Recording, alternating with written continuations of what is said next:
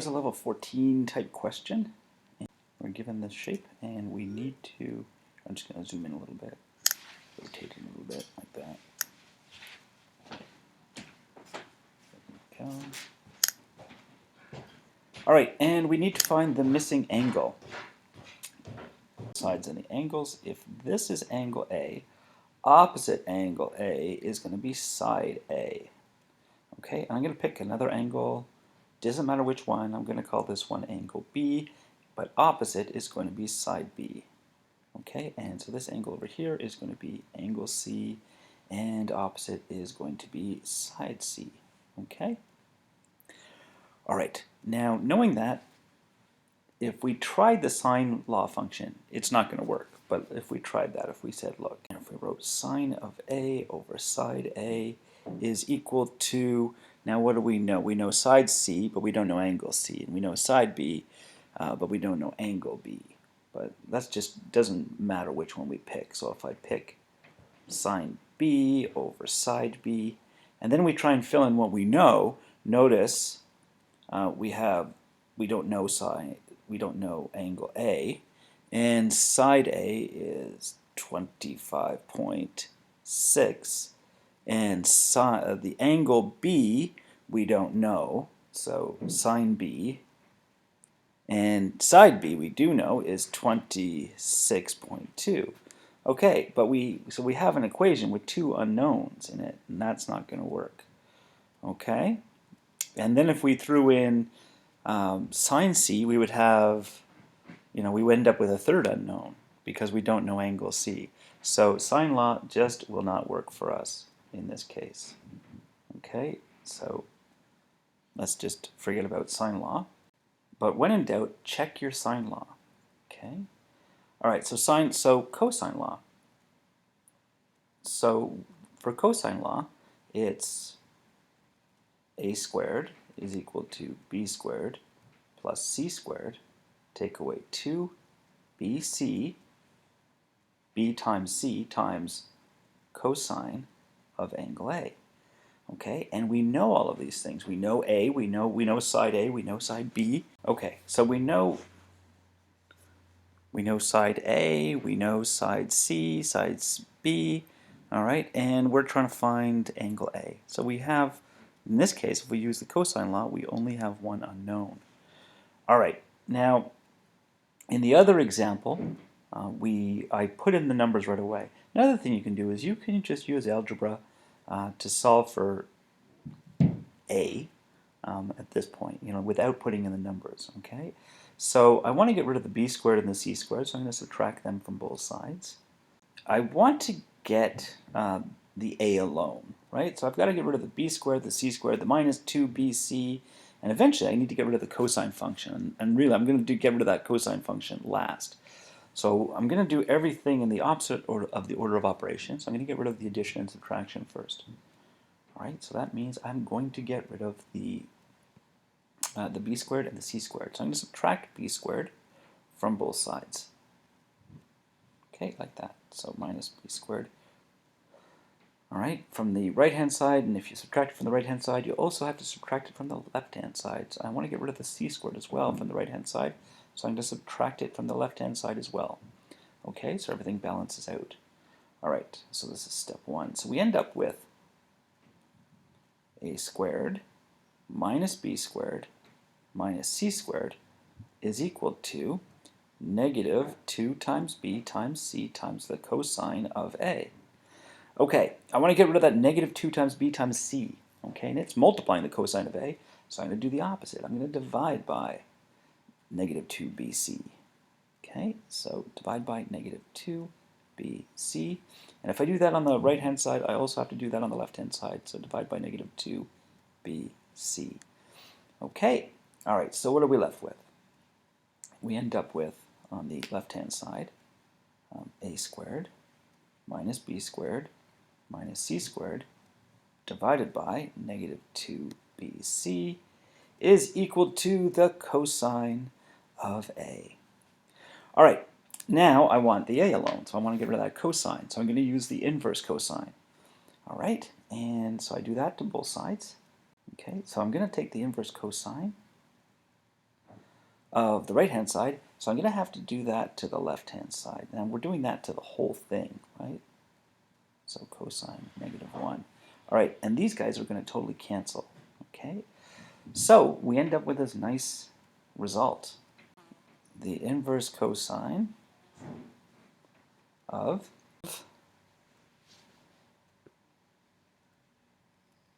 a squared minus b squared minus c squared all over -2 bc is equal to a. Okay, so you can do all the algebra first, right, and then plug in your values. I just like plugging in the values first, but that's, I find it a little bit easier. Anyways, let's do it both ways. So let's just do it this way first, and then we'll do it the other way. All right, so we have inverse cosine of, so a squared is going to be 25.6 squared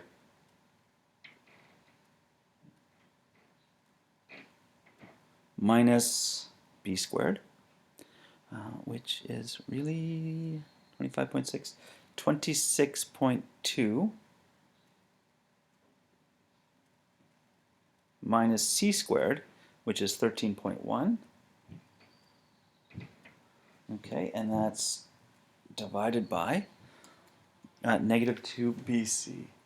So -2 times 26.2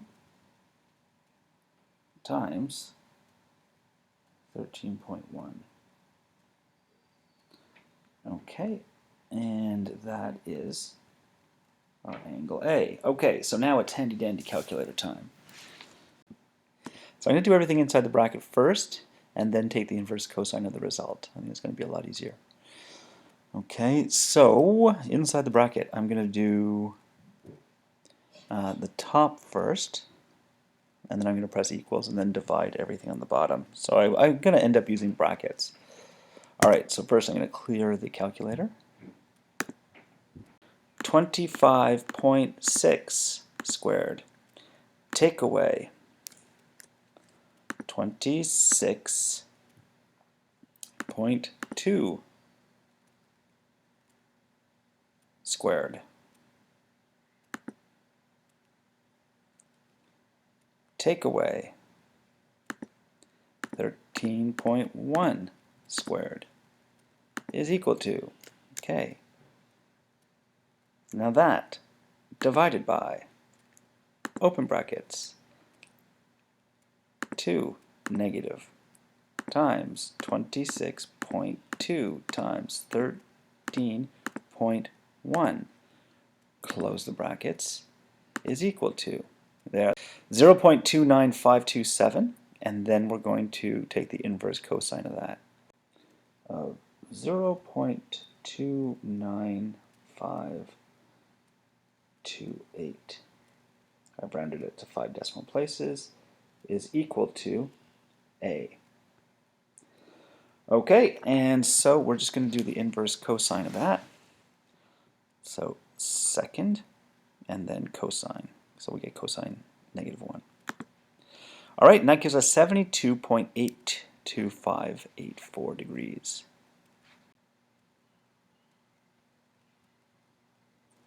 82585 degrees is our angle A. Okay. And let's have a look at angle A. And does that look like 72 degrees? You can take a protractor and check, but I would say that's it. Okay.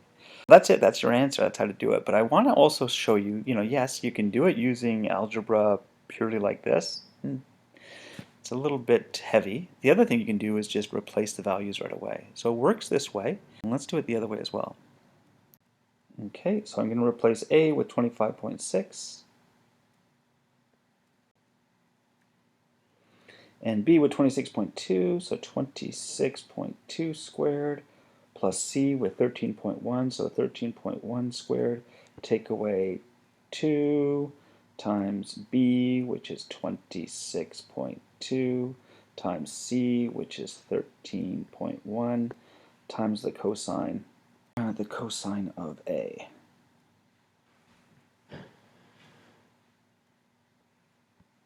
Okay, and so calculator time. So 25.6 squared. 25.6 squared. Try that again. 25.6 squared is 655.36 is equal to 26.2 squared is 686.44 plus 13.1, sorry, 13.1 squared. Okay, and that is equal to 858.05. So I'm just going to do that at one shot instead of every little tiny step. So 858.05. Okay, and then we're going to do the take away 2 times 26.2 times 13.1. So 2 times 26.2 times 13.1 is equal to 686.44.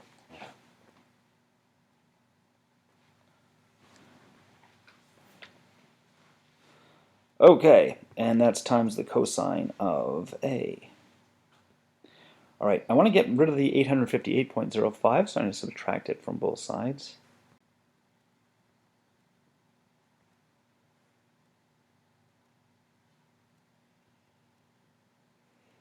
Okay, and that will give us a nice negative number. So I have 655.36, take away 858.05 is equal to negative 202.69.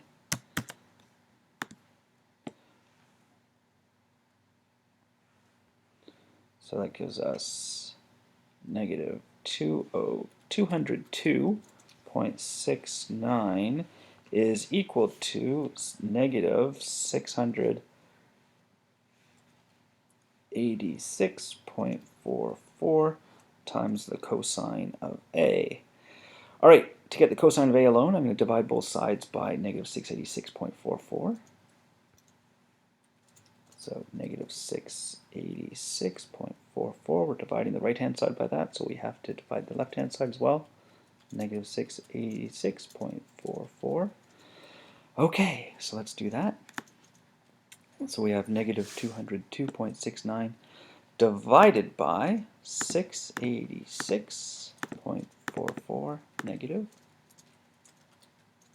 is equal to, and that gives us 0.2952.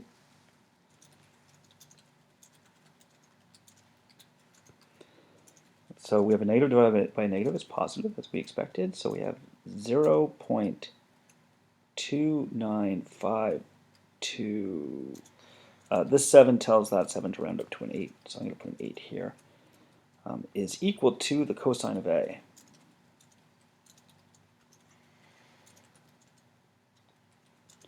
Okay, and to get rid of the cosine, so I can just figure out what my angle A is, I'm going to take the inverse cosine of both sides. So I'm just going to put cosine negative 1 and cosine of negative 1 on this side. Okay, and so we end up with our answer by taking the inverse cosine of this, so second cosine, and we get our 72.8258 degrees. Same answer. 8, I'm going to round it to 5 decimal places, so 6 tells the 4 to round up to a 5. Degrees is equal to A. All right, and then let's just take this answer and put it and see if we're right. So 72.82.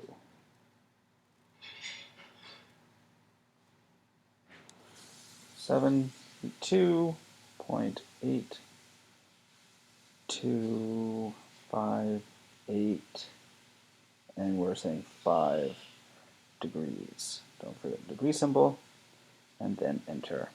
Yay. Yay. Okay. And that's it. Have a good day.